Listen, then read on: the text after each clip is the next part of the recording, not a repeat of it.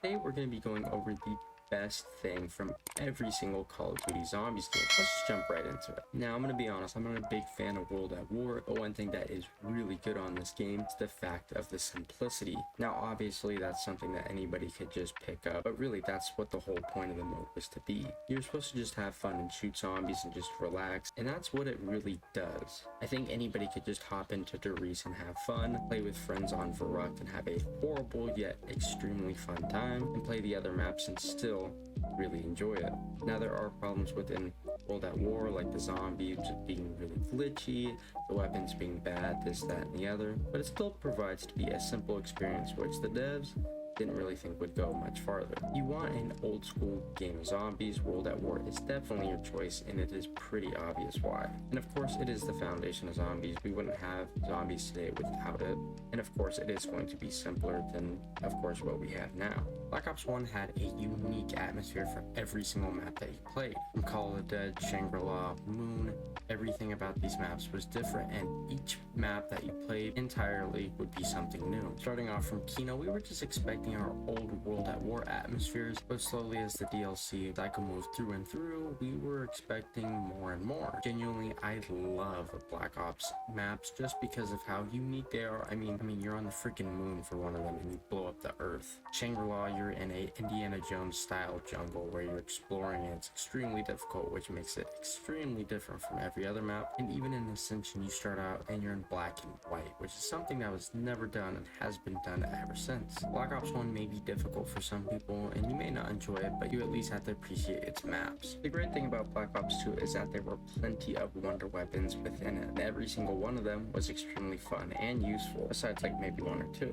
We see this specifically with Die Rise, as we get a trash-like weapon that slips zombies and the player around, letting you speed up and go extremely fast. It was like a double-edged sword, but nonetheless it was a really unique wonder weapon. And we see even more unique wonder weapons with the Blundergat from Mob of the Dead, ultimately just a shotgun, but hey, still cool nonetheless. Buried had an extremely unique, one of the best wonder weapons we've ever seen in COD Zombies. The Paralyzer allowed the player to move around the map to places you couldn't even get to unless you paid for them, but with this weapon you could just simply hop over a barrier. Each one of the wonder weapons are unique and different from each other one, and really make the map stand out. I mean, you could play Black Ops 2 and pick a map specifically because you want to play with that wonder weapon. Black Ops 2 did add a lot to the table in terms of zombies, but wonder weapon wise, it changed the game. I mean, we weren't just getting things from the mystery box. Sure, they were in there still, but others you had to grind for. A lot of people talk about Origins and Mob of the Dead, but honestly, I think the only reason why people still talk about it to this day is because of their wonder weapons. Overall, Black Ops 2 had the best selection of wonder weapons, and I will stand by that. Black Ops 3 added one thing that was absolutely amazing, and that was Gobble Gums. You can argue and say that has the best map selection, but personally, I believe it's the Gobble Gums that make the game so great. Every game that you play, you will be playing different if you choose different Gobble Gums. There's extremely overpowered ones, and there are extremely fun ones. Hell, you could even send zombies straight upwards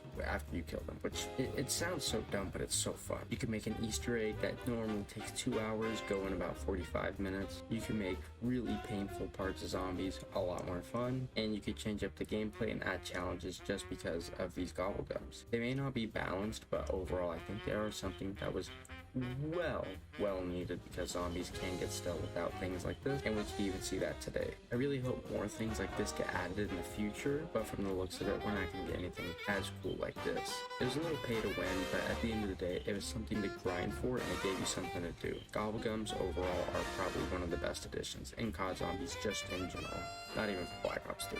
Now, I'm not a big fan of Black Ops 4, but for the Easter egg lovers, this is heaven. Black Ops 4 adds a ton of Easter eggs, side and main ones, that really take a giant bulk of time to do and have bragging rights on top of it. Black Ops 4 is extremely lore heavy, and it really gets in the way just of the gameplay, but if you are, like I said, an Easter egg lover, you will enjoy this game very much. The average player will not like Black Ops 4 mainly because of this, and really they could have changed some things, but Black Ops 4, for an objective wise, is probably one of the best zombie games we've had. I might not be a big fan of the maps, but I can appreciate that the devs took the time and patience to make really great Easter eggs. They may have went a little too far, but at the end of the day, day, it is what the zombies community wanted, and now that we don't have Easter eggs, we're complaining still. And the great thing about having Easter eggs as well is that it gives players something to do rather than just mindlessly shoot zombies, and you could get rewards on top of it. Granted, the rewards could have been a little bit better, especially for Black Ops 4, but at the end of the day, it was still something to do. I really hope they go back to hard, difficult Easter eggs, maybe not back to like Blood of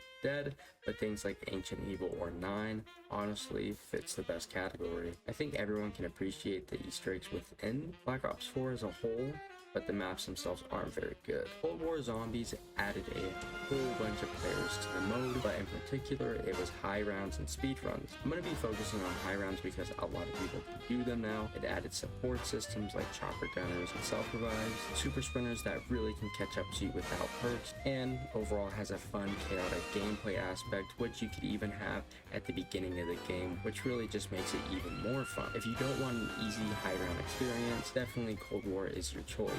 You could be extremely overpowered, don't get me wrong, but it still can be difficult if you don't know how to manage super sprinters. I really do enjoy high rounds on Cold War Zombies, and I think the vast majority of players do. There are their problems within the game, but as a whole, it is really fun to play and just chillax and just enjoy. You could really get lost while playing high rounds in Cold War Zombies, and I think that's what Zombies just needs, to be honest, that some other games just don't have. You can sweat, but you're not really sweating at the same time, if that makes sense. I think everybody likes Cold War as a whole, but the high rounds in particular is really what makes me like this game a lot more than some of the others. Now with Vanguard Zombies, it isn't very good at all. There's nothing really memorable about the game besides the fact that it's bad. This game is extremely boring, and I know this is about the best thing from each game, but my oh my, is this game horrible. Genuinely, when's the last time any of you guys have played Vanguard Zombies? I'm not the pessimistic type, but there's nothing from this game that is remotely fun or grindable. You could argue for Dark Ether, but at the same time, nobody even plays the game. Why grind for it? It's a clear cash grab. Everybody could tell that this game is a cash grab, and really it is offensive in a way to us, the creators, and the community itself. I understand that this isn't the developer's fault, and I don't want to make this section just about how Vanguard's horrible because the people who created it, rather the company that publishes the games themselves. I don't know anybody genuinely who likes this game,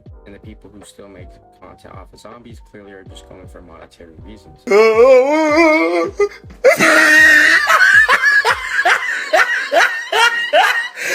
Look at the top of his head!